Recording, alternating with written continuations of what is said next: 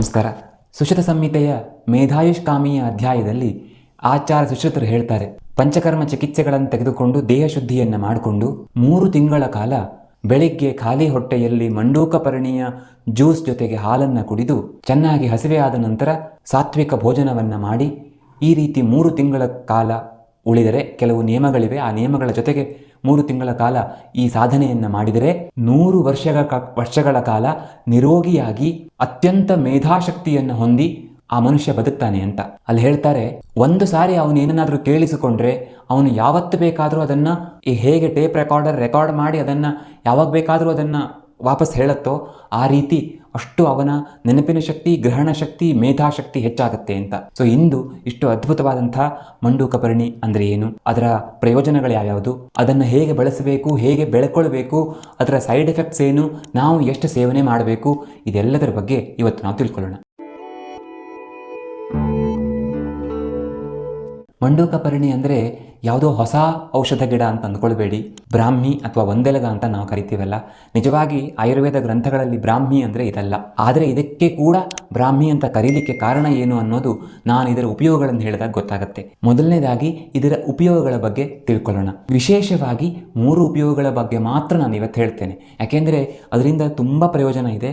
But ಅದರಲ್ಲಿ ತುಂಬ important ಆಗಿರೋದು 3ರ ಬಗ್ಗೆ ಮಾತ್ರ ತಿಳ್ಕೊಳ್ಳೋಣ. ಮೊದಲನೇದು ರಸಾಯನ ಗುಣ. ರಸಾಯನ ಅಂತಂದರೆ ನಮ್ಮ ರೋಗ ನಿರೋಧಕ ಶಕ್ತಿಯನ್ನು ಹೆಚ್ಚು ಮಾಡಿ ನಾವು ಹೆಚ್ಚು ವರ್ಷಗಳ ಕಾಲ ಯೌವನದಿಂದ ಬದುಕಲಿಕ್ಕೆ ಸಾಧ್ಯ ಆಗೋ ರೀತಿ ನೋಡಿಕೊಳ್ಳುವಂಥದ್ದು, ಅಂದರೆ ಮುಪ್ಪು ಬೇಗ ಬರದೇ ಇರೋ ಹಾಗೆ ನೋಡಿಕೊಳ್ಳುವಂಥದ್ದು ಅಂತ. ಅದಕ್ಕೆ ಚರಕ ಸಂಹಿತೆಯಲ್ಲಿ ವಯಸ್ಥಾಪಕ ಗಣ ಅಂತ ಹೇಳಿದ್ದಾರೆ. ಅಂದರೆ 10 ಔಷಧ ದ್ರವ್ಯಗಳು ನಮ್ಮ ಮುಪ್ಪನ್ನು ದೂರ ಮಾಡುವಂಥವು. ಅವುಗಳ ಬಗ್ಗೆ ಹೇಳುವಾಗ 10ರಲ್ಲಿ 1 ಮಂಡೂಕಪರ್ಣಿ ಅಂತ ಕೂಡ ಹೇಳಿದ್ದಾರೆ. ಅಷ್ಟೇ ಅಲ್ಲ, ಮೇಧ್ಯ ರಸಾಯನ ಚೂರ್ಣ ಅಂತ ಚರಕ ಸಂಹಿತೆಯಲ್ಲಿ ಹೇಳುವಾಗ 4 ಔಷಧಿ ಗಿಡಗಳ ಬಗ್ಗೆ ಹೇಳ್ತಾರೆ. ಅದರಲ್ಲಿ 1 ಮಂಡೂಕಪರ್ಣಿ. ಅಲ್ಲಿಯೂ ಕೂಡ ಅವರು ಬ್ರಾಹ್ಮಿ ಅಂತ ಹೇಳಲ್ಲ, ಮಂಡೂಕಪರ್ಣಿ ಅಂತಾನೆ ಹೇಳ್ತಾರೆ. ಹಾಗಾಗಿ ನಾವು ಇದನ್ನು ನಿತ್ಯ ಬಳಕೆ ಮಾಡ್ತಾ ಹೋದರೆ ಸಹಜವಾಗಿ ನಮ್ಮ ಮುಪ್ಪು ದೂರ ಆಗುತ್ತೆ, ಸಹಜವಾಗಿ ನಮ್ಮ ರೋಗನಿರೋಧಕ ಶಕ್ತಿ ಹೆಚ್ಚಾಗುತ್ತೆ.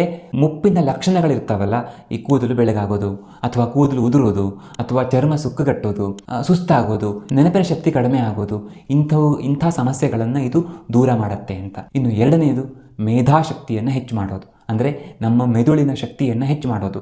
ನೆನಪಿನ ಶಕ್ತಿ, ಗ್ರಹಣ ಶಕ್ತಿ ಮತ್ತು ಅದನ್ನು ರೀಕಲೆಕ್ಟ್ ಮಾಡಿಕೊಳ್ಳುವಂಥ ಶಕ್ತಿ, ಜೊತೆಗೆ ಸಹಜವಾಗಿ ನಮಗೆ ಆಗುವಂಥ ಆತಂಕ, ಭಯ, ಖಿನ್ನತೆ, ಒಂಥರ ಮೆದುಳಿಗೆ ಸಂಬಂಧಪಟ್ಟ ಹಾಗೆ ನಮಗೆಲ್ಲೋ ವೀಕ್ನೆಸ್ ಇದೆ ಅಂತ ಫೀಲ್ ಆಗೋದು, ಸರಿಯಾಗಿ ನಿದ್ರೆ ಬರದೇ ಇರೋದು, ದಿನದ ಸಮಯದಲ್ಲಿ ಅಂದರೆ ಹಗಲಿನಲ್ಲಿ ಚೆನ್ನಾಗಿ ಫ್ರೆಶ್ ಆಗಿ ಎಚ್ಚರಿಕೆಯಿಂದ ಇರಲಿಕ್ಕೆ ಸಾಧ್ಯ ಆಗದೇ ಇರೋದು, ಇಂತಹ ಮೆದುಳಿಗೆ ಸಂಬಂಧಪಟ್ಟ ಎಲ್ಲ ಸಮಸ್ಯೆಗಳನ್ನು ಇದು ನಿವಾರಣೆ ಮಾಡುತ್ತೆ. ಹಾಗಾಗಿ ನಾವು ಇದನ್ನು ಸೇವನೆ ಮಾಡಬೇಕು. 3ನೇದು ಚರ್ಮಕ್ಕೆ ಅಂತಂದರೆ ಕೇವಲ ಚರ್ಮ ಒಂದೇ ಅಲ್ಲ, ಇದರ ಕಹಿ ಗುಣದ ಕಾರಣದಿಂದಾಗಿ ಇದು ರಕ್ತ ಶುದ್ಧಿಯನ್ನು ಮಾಡುತ್ತೆ. ಹಾಗಾಗಿ ಸುಲಭವಾಗಿ ನಮಗೆ ಚರ್ಮದ ಸಮಸ್ಯೆಗಳಾಗದಿರೋ ಹಾಗೆ ನೋಡ್ಕೊಳ್ಳುತ್ತೆ. ಚರ್ಮದಲ್ಲಿ ಪದೇ ಪದೇ ಗುಳ್ಳೆಗಳೇಳೋದು, ಕೀವು ಥರ ಬರೋದು, ತುರಿಕೆ ಸಿಕ್ಕಾಪಟ್ಟೆ ಆಗೋದು, ವೆರಿಕೋಸ್ ವೇನ್ಸ್ನ ಸಮಸ್ಯೆಗಳು ಉಂಟಾಗೋದು, ಇಂತಹ ತೊಂದರೆಗಳನ್ನು ಇದು ದೂರ ಮಾಡುತ್ತೆ. ಒಂದು ವೇಳೆ ಈ ತೊಂದರೆ ಆಗ್ತಾ ಇದ್ದರೆ ಇದನ್ನು ನಾವು ನಿತ್ಯ ಸೇವನೆ ಮಾಡೋದ್ರಿಂದ ಈ ಸಮಸ್ಯೆಗಳು ನಿವಾರಣೆ ಆಗ್ತವೆ. ಹಾಗಾಗಿ ಆಯುರ್ವೇದ ಗ್ರಂಥಗಳಲ್ಲಿ ಇದನ್ನು ಎಕ್ಸ್ಪ್ಲೇನ್ ಮಾಡುವಾಗ ವ್ರಣಶೋಧಕ, ವ್ರಣರೋಪಕ ಅಂತ ಹೇಳಿದ್ದಾರೆ. ಅಂದರೆ ಗಾಯಗಳನ್ನು ಬೇಗ ಗುಣ ಮಾಡಿಸುತ್ತೆ. ಬಹಳಷ್ಟು ಅಲ್ಸರ್ಗಳು ಅಂದರೆ ಗಾಯಗಳು, ಉದಾಹರಣೆಗೆ ಡಯಾಬಿಟಿಕ್ ಅಲ್ಸರ್ ಅಥವಾ ವೆರಿಕೋಸ್ ಅಲ್ಸರ್, ಈ ಥರ ಸಮಸ್ಯೆಗಳು ಬೇಗ ಹೀಲ್ ಆಗೋದೇ ಇಲ್ಲ. ಎಷ್ಟು ಆ್ಯಂಟಿಬಯೋಟಿಕ್ಸ್ ನುಂಗಲಿ ಅಥವಾ ಕ್ರೀಮ್ಗಳನ್ನು ಹಚ್ಚಲಿ, ಏನು ಮಾಡಿದರೂ ಗಾಯ ವಾಸಿ ಆಗೋದಿಲ್ಲ. ಅಂತಹ ನಾನ್ ಹೀಲಿಂಗ್ ಅಲ್ಸರ್ಸಲ್ಲಿ ಇದು ತುಂಬ ಹೆಲ್ಪ್ ಮಾಡುತ್ತೆ. ಇದನ್ನು ಹೇಗೆ ಬಳಕೆ ಮಾಡಬೇಕು? ಮೊದಲನೇದಾಗಿ ಮಂಡೂಕಪರ್ಣಿ ಅಥವಾ ಈ ಒಂದೆಲಗದ ಗಿಡ ಬೆಳ್ಕೊಂಡಿರುತ್ತೆ. ನಾವು ಹೋಗಿ ಒಂದು 5-6 ಎಲೆಗಳನ್ನು ತಗೊಂಡು ಬಾಯಲ್ಲಿ ಹಾಕಿ ಅಗೆದು ಅದರ ರಸ ನುಂಗಿ ಅದನ್ನು ಪೂರ್ತಿಯಾಗಿ ಸೇವನೆ ಮಾಡೋದು. ಅದಲ್ಲ ಅಂತಾದರೆ ಅದನ್ನು ತಗೊಂಡು ಬಂದು ಮನೆ ಮಂದಿಗೆಲ್ಲ ಅನುಕೂಲ ಆಗೋ ಥರ ಅದನ್ನು ರುಬ್ಬಿ ಅದರ ರಸ ತೆಗೆದು, ಸ್ವಲ್ಪ ನೀರು ಹಾಕಿ ರುಬ್ಬೋದು, ರಸ ತೆಗೆದು ಮತ್ತೆ ಉಳಿದಂತಹ ಏನು ಪೇಸ್ಟ್ ಇರುತ್ತಲ್ಲ, ರಸ ಹಿಂಡಿ ಆದ ನಂತರ ಅದಕ್ಕೆ ಮತ್ತೆ ಸ್ವಲ್ಪ ನೀರು ಹಾಕಿ ಅದನ್ನು ರುಬ್ಬಿ ಮತ್ತೆ ಹಿಂಡೋದು. ಅಷ್ಟಾದರೆ ಆಗ ಅದರಲ್ಲಿ ಯಾವುದೇ ರೀತಿಯ ರಸದ ಅಂಶ ಉಳಿಯೋದಿಲ್ಲ. ಸೊ ಈ ರಸಕ್ಕೆ ಹಾಲು, ರುಚಿಗೆ ಬೇಕಿದ್ದರೆ ಸ್ವಲ್ಪ ಜೋನಿ ಬೆಲ್ಲ ಹಾಕ್ಕೊಂಡು ಕುಡಿಯೋದು. ಇದನ್ನು ಬೆಳಗ್ಗೆ ಖಾಲಿ ಹೊಟ್ಟೆಯಲ್ಲಿ ಕುಡಿಬಹುದು ಅಥವಾ ಮಧ್ಯಾಹ್ನ ಊಟಕ್ಕಿಂತ 1 ಗಂಟೆ ಮೊದಲು. ತುಂಬ ಇನ್ನು ಸಾಧ್ಯವೇ ಇಲ್ಲ ಬೆಳಗ್ಗೆ ಸಮಯದಲ್ಲಿ ಅಂತ ಆದರೆ ಮಾತ್ರ ಸಂಜೆ ಸೂರ್ಯಾಸ್ತದ ಒಳಗೆ ಇದನ್ನು ಸೇವನೆ ಮಾಡಬೇಕು. ಸೂರ್ಯಾಸ್ತ ಆದ ನಂತರ ಇದರ ಸೇವನೆ ಅಷ್ಟು ಸರಿಯಲ್ಲ. ಯಾರಿಗೆ ನಿದ್ದೆ ಸಮಸ್ಯೆ ಇದೆಯೋ ಅಂಥವರು ಮಾತ್ರ ಸೂರ್ಯಾಸ್ತದ ನಂತರ ಸೇವನೆ ಮಾಡಬಹುದು. ಇನ್ನು ನಮಗೆ ಫ್ರೆಶ್ ಸಿಗೋದಿಲ್ಲ, ಏನು ಮಾಡಬೇಕು ಅಂತ ಕೇಳಿದರೆ ಬ್ರಾಹ್ಮಿ ಘೃತ ಅಂತ ಸಿಗುತ್ತೆ. ಬಹುತೇಕ ಕಂಪನಿಗಳು ಜಲಬ್ರಾಹ್ಮಿಯ ಬದಲು ಈ ಬ್ರಾಹ್ಮಿಯನ್ನೇ ಬಳಕೆ ಮಾಡುವ ಚಾನ್ಸಸ್ ಜಾಸ್ತಿ. ಹಾಗಾಗಿ ನಮಗದು ಸಿಗುತ್ತೆ. ಆ ಬ್ರಾಹ್ಮಿ ಘೃತವನ್ನು ತಂದು ಬೆಳಿಗ್ಗೆ ಖಾಲಿ ಹೊಟ್ಟೆಯಲ್ಲಿ 1-2 ಚಮಚ ಅದನ್ನು ಬಿಸಿ ಹಾಲಿನ ಜೊತೆಗೆ ಸೇವನೆ ಮಾಡಬಹುದು. ಆದರೆ ಸಾಮಾನ್ಯವಾಗಿ ಈ ಬ್ರಾಹ್ಮಿ ಘೃತ ಅದನ್ನು ತೆಗೆದುಕೊಳ್ಳಲಿಕ್ಕೆ ಟೇಸ್ಟ್ ತುಂಬ ಕಷ್ಟ ಆಗಿರುತ್ತೆ. ಅಂದರೆ ಡಬ್ಬದಲ್ಲಿ ಹಾಕಿಟ್ಟಂತಹ ಮೆಡಿಕೇಟೆಡ್ ಗೀಯ ಪರಿಮಳ ಮತ್ತು ಟೇಸ್ಟ್ ತುಂಬ ಕಷ್ಟ ತೆಗೆದುಕೊಳ್ಳಲಿಕ್ಕೆ ಸಾಧ್ಯ. ಆದರೆ ಖಂಡಿತ ಇದನ್ನು ಸೇವನೆ ಮಾಡಬಹುದು. ಇನ್ನು ಲಾಸ್ಟ್ ಆಪ್ಷನ್ ಅಂತಂದರೆ ಆ ಬ್ರಾಹ್ಮಿ ಎಲೆಗಳನ್ನು ತಂದು ಒಣಗಿಸಿ ಇಟ್ಟುಕೊಂಡು ಅದನ್ನು ಪುಡಿ ಮಾಡಿ ಇಟ್ಕೊಳ್ಳೋದು, ಅಥವಾ ಗ್ರಂಥಿಗೆ ಅಂಗಡಿಗೆ ಹೋಗಿ ಬ್ರಾಹ್ಮಿಯ ಪುಡಿ ಕೊಡಿ ಅಂತಂದರೆ ಮಂಡೂಕಪರ್ಣಿಯ ಪುಡಿ ಕೊಡಿ, ಒಂದೆಲಗದ ಪುಡಿ ಕೊಡಿ, 3 ಹೆಸರು ಯಾವುದನ್ನು ಹೇಳಿದ್ರು ಅವರು ಆ ಒಂದೇ ಪುಡಿಯನ್ನು ಕೊಡೋದು.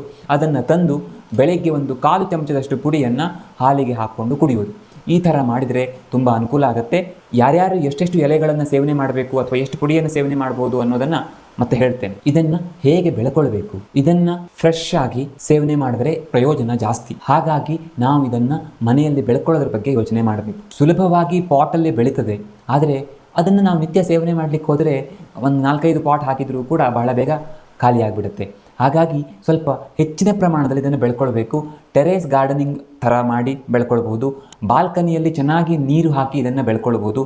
ತುಂಬ ಸುಲಭವಾಗಿ ಬೆಳೀತದೆ. ಆ್ಯಕ್ಚುಲಿ ಈ ಅರ್ಕ ದಿವ್ಯ ಅಂತ ಒಂದು ವೆರೈಟಿ ಇದೆಯಂತೆ, ಅದನ್ನು ಹಾರ್ಟಿಕಲ್ಚರ್ನವರು ಹೇಳ್ತಾರೆ. ಅದನ್ನು ತಂದು ನಾವು ಬೆಳೆಸ್ಕೊಂಡ್ರೆ 3 ತಿಂಗಳಿಗೊಮ್ಮೆ ಅದನ್ನು ಹಾರ್ವೆಸ್ಟ್ ಮಾಡ್ಬೋದು ಅಂತ ಹೇಳ್ತಾರೆ ಅವರು. ಅಂದರೆ ನಾವು ಇದನ್ನು ಸ್ವಲ್ಪ 16 ಪಾಟ್ಗಳಲ್ಲಿ ಅಥವಾ ಟೆರೇಸ್ ಗಾರ್ಡನಿಂಗ್ ಮೂಲಕ, ಅಥವಾ ಈಗೆಲ್ಲ ವರ್ಟಿಕಲ್ ಗಾರ್ಡನಿಂಗ್ ಅಂತ ಹೇಳ್ತಾರೆ, ಪೈಪ್ಗಳನ್ನು ಹಾಕಿ ಅದರಲ್ಲಿ ವರ್ಟಿಕಲ್ ಗಾರ್ಡನಿಂಗ್ ಮೂಲಕ ಬೆಳೆಸ್ತಾರೆ, ಯಾಕೆಂದರೆ ಜಾಗ ಇರೋದಿಲ್ಲ. ಆ ಥರ ಕೂಡ ನಾವು ಬೆಳ್ಕೊಳ್ಬೋದು. ಆ ಥರ ಬೆಳ್ಕೊಂಡ್ರೆ ನಮಗೆ ಪ್ರತಿದಿನ ಅದು ಸಿಗಲಿಕ್ಕೆ ಸಾಧ್ಯ. ಚೆನ್ನಾಗಿ ನೀರು ಮಾತ್ರ ಕೊಡಬೇಕಾಗತ್ತೆ. ಸೊ ಮನೆಯಲ್ಲಿ ನಾವು ಏನು ಬೆಳ್ಕೊಳ್ಳಿಲ್ಲ ಅಂದರೂ ಅಮೃತ ಬಳ್ಳಿ ಮತ್ತು ಮಂಡೂಕಪರ್ಣಿಯನ್ನು ಬೆಳ್ಕೊಳ್ಬೇಕು. ಇದಕ್ಕೆ ಸೈಡ್ ಎಫೆಕ್ಟ್ಸ್ ಏನಾದರೂ ಇದೆಯಾ? ನಿತ್ಯ ಬಳಕೆ ಮಾಡೋದ್ರಿಂದ ಅಂಥ ಸಮಸ್ಯೆ ಏನೂ ಆಗಲಿಕ್ಕೆ ಸಾಧ್ಯ ಇಲ್ಲ. ಯಾಕೆಂದರೆ ಆಯುರ್ವೇದ ಗ್ರಂಥಗಳಲ್ಲಿ ಇದನ್ನು ವಯಸ್ಥಾಪಕ ಅಂತ ಹೇಳಿದ್ದಾರೆ.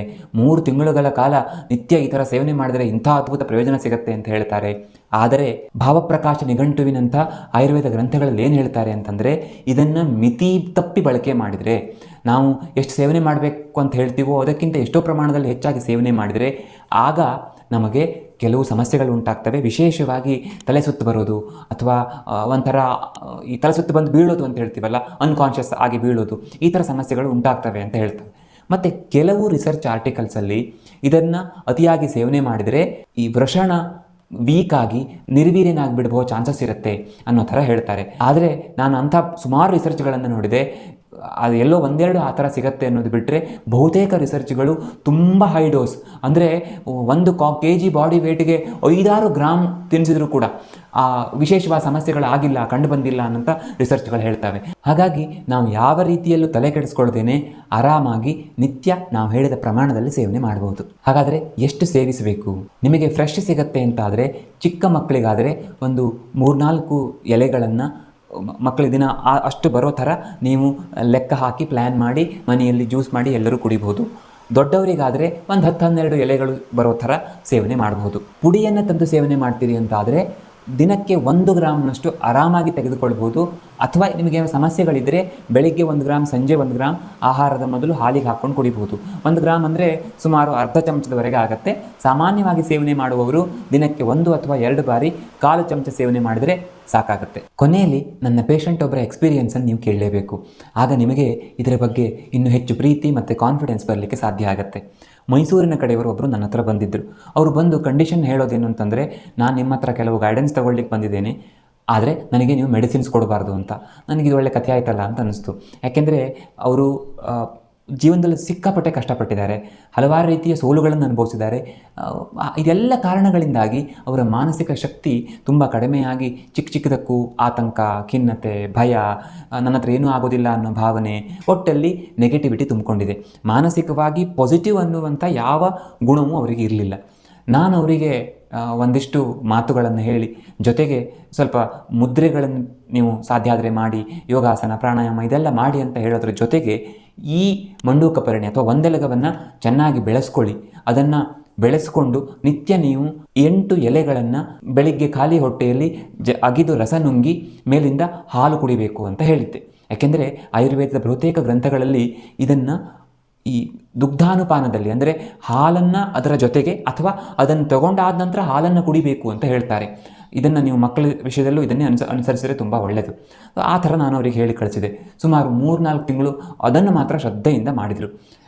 ಫಾರ್ಚುನೇಟ್ಲಿ ಈಗ ಏನಾಗ್ಬಿಡತ್ತೆ ಅಂತಂದರೆ, ಮಾನಸಿಕ ಸಮಸ್ಯೆ ಇರುವಂಥವರಿಗೆ ನಾವು ಪ್ರಾಣಾಯಾಮ ಮಾಡಿ ಅದು ಮಾಡಿ ಇದು ಮಾಡಿ ಅಂತ ಎಷ್ಟು ಹೇಳಿದರೂ 4 ದಿನ ಮಾಡಿದರೆ 5ನೇ ದಿನ ಅವರಿಗೆ ಇನ್ನೇನೇನೋ ಕಾರಣಗಳಿಂದಾಗಿ ಆ ಮನಸ್ಸಿನಲ್ಲಿ ಆ ಒಂದು ಛಲ ಇಟ್ಕೊಳ್ಳಿಕ್ಕಾಗೋದೇ ಇಲ್ಲ, ಇದು ನನ್ನ ಹತ್ರ ಏನೂ ಆಗಲ್ಲ ಅಂತ ಕೈ ಬಿಟ್ಟುಬಿಡ್ತಾರೆ.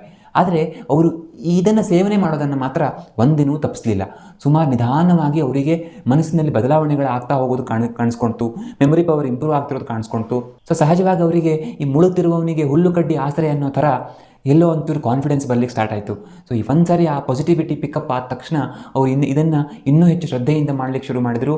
ಬೇರೆ ಎಲ್ಲ ಆ್ಯಕ್ಟಿವಿಟೀಸ್ ನಾನು ಹೇಳಿದ್ದಿದೆಯಲ್ಲ ಅದನ್ನೆಲ್ಲ ನಿಧಾನವಾಗಿ ಮಾಡ್ಕೊಳ್ಳಿಕ್ಕೆ ಶುರು ಮಾಡಿದ್ರು. ಸೊ 2 ಪಟ್ಟು ವೇಗದಲ್ಲಿ ಅವರ ತೊಂದರೆಗಳು ಕಡಿಮೆ ಆಗಲಿಕ್ಕೆ ಶುರುವಾಯಿತು. ಈಗ ಅವರು ಅದನ್ನು ಹೇಳಲಿಕ್ಕೆ ಅಂತಲೇ ಬಂದಿದ್ದರು. ಏನಂದರೆ, ಮಂಡೂಕಪರ್ಣಿ ನನ್ನ ಜೀವನವನ್ನು ಬದಲು ಮಾಡಿದೆ ಅಂತ. ಅದರ ಅರ್ಥ ಎಲ್ಲ ಮಾನಸಿಕ ಸಮಸ್ಯೆ ಇರುವವರಿಗೂ ಇದು ಕೆಲಸ ಮಾಡುತ್ತೆ ಅಂತಲ್ಲ, ಆದರೆ ಈ ಥರನೂ ಮಾಡುವ ಕೆಪಾಸಿಟಿ ಅದಕ್ಕಿದೆ ಅಂತ. ಹಾಗಾಗಿ ನೀವು ನಿಮಗೆ ಮಾನಸಿಕ ತೊಂದರೆ ಬರಬಾರ್ದು ಅಂತಾದರೆ, ಮಾನಸಿಕ ಶಕ್ತಿ ಹೆಚ್ಚಾಗಬೇಕು ಅಂತಾದರೆ, ಇರುವ ಕಾಯಿಲೆ ಕಡಿಮೆ ಆಗಬೇಕು ಅಂತಾದರೆ ತೆಗೆದುಕೊಳ್ತಿರುವಂಥ ಔಷಧಗಳ ಜೊತೆಗೆ ಇದನ್ನು ದಿವಸಕ್ಕೊಂದು 5, 6, 7, 8 ಎಲೆಗಳನ್ನು ಸೇವನೆ ಮಾಡೋದನ್ನು ರೂಢಿ ಮಾಡಿಕೊಳ್ಬೇಕು. ಇದರಿಂದ ಖಂಡಿತ ತುಂಬ ಅನುಕೂಲ ಆಗುತ್ತೆ. ವಿಶೇಷವಾಗಿ ನಮ್ಮ ಮುಪ್ಪಿನಲ್ಲಿ ನಮಗೆ ಮರೆತು ಹೋಯಿತು ಮರವಿನ ಕಾಯಿಲೆ ಅಥವಾ ಮುಪ್ಪಿನಲ್ಲಿ ನಾವು ಕಷ್ಟಪಡೋದು ಕಡಿಮೆ ಆಗುತ್ತೆ. ಮುಂದಿನ ವಿಡಿಯೋದಲ್ಲಿ ಮತ್ತೊಂದು ಇಂಥದೇ ವಿಷಯಕ್ಕೆ ಸಿಗ್ತೇನೆ. ಧನ್ಯವಾದ.